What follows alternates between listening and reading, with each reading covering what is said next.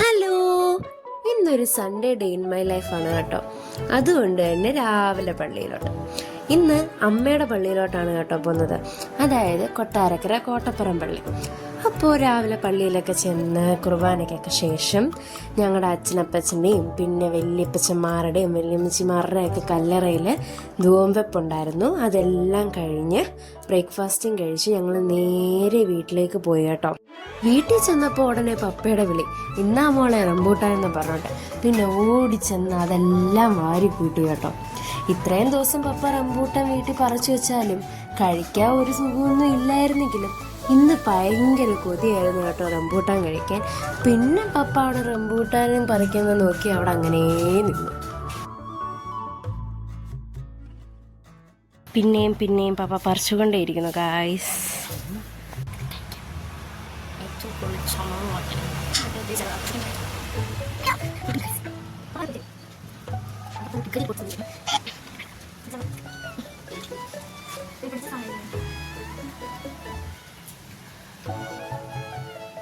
കിട്ടി ഗായ്സ്.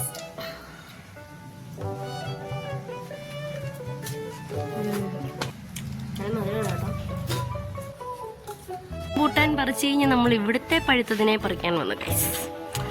ഇതിനകത്ത് കുറേ ഉണ്ട് കേട്ടോ. അതിലും കൂടുതൽ കായ ഇതിനകത്താണ്. മഞ്ഞ വരെ കാക്ക കൊണ്ടുവന്ന് പറഞ്ഞുകൊണ്ട് പറിച്ചു തിന്നുന്ന എൻ്റെ അമ്മ. കണ്ടോ ഗൈസ്, കിടക്കുന്നത് കണ്ടോ? എന്തോരം പച്ചകളാണ് ഈ പോയേക്കുന്നത്. റംബൂട്ടാൻ പിടിക്കാൻ ഓടിപ്പോകുന്ന ഗൈസ്. ഞാനും മമ്മിയും മാത്രം പാവങ്ങൾ ഇവിടെ നിൽക്കുന്നു. കിട്ടിയാ കിട്ടി, ഇല്ല അപ്പം ഇതെനിക്ക്. പിന്നെ ഉച്ചയ്ക്ക് ചോറൊക്കെ കഴിച്ച് അവിടെ ഇവിടെയും താങ്ങിയും തൂങ്ങിയൊക്കെ ഇരുന്ന് വൈകിട്ടായപ്പോൾ ഇച്ചിരി ഏത്തക്കാപ്പം ഉണ്ടാക്കാമെന്ന് കരുതി കേട്ടോ. അതിലും ഞാൻ കൈ കടത്തി.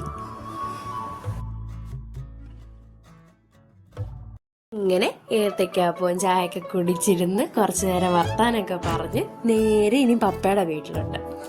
പോകുന്ന വഴിക്ക് ഞങ്ങൾ ചിക്കനൊക്കെ മേടിച്ചുകൊണ്ടാണ് കേട്ടോ പോയത്. നല്ല പ്രകൃതി ഭംഗിയൊക്കെ ആസ്വദിച്ചാണ് ഞങ്ങൾ സ്കൂട്ടറിൽ പോകുന്നത്.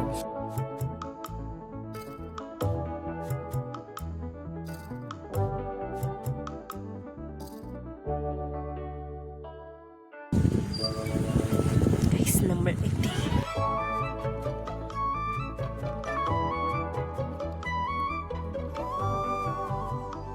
അങ്ങനെ വീട്ടിലെത്തി എൻ്റെ കൂട്ടുകാരുടെ റെക്കോർഡ് വരയ്ക്കാനുണ്ടായിരുന്നു കേട്ടോ. അതിൽ 2 പടവും വരച്ച് രാത്രി അധികം വിശപ്പൊന്നും ഇല്ലാഞ്ഞുകൊണ്ട് ചക്കയുപ്പേരിയും കഴിച്ച് അങ്ങനെ ഇരുന്നു കേട്ടോ. അപ്പം അത്രേ ഉള്ളൂ.